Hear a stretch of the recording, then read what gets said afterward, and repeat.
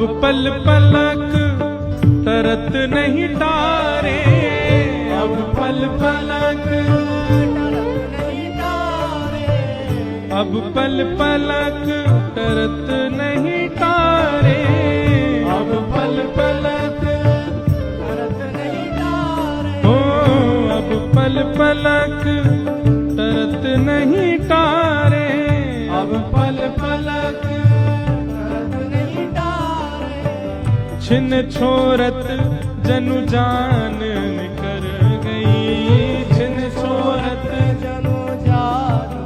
क्या कह रहे हैं? अब पल पलक टरत नहीं तारे, मतलब ठाकुर जी का रूप ऐसा है कि जानबूझ के कोशिश कर रहे हैं कि पलक झपक जाए, पर झपक ही नहीं पा रहे हैं, और जिनकी झपक गई है मानो उनके प्राण ही निकल गए।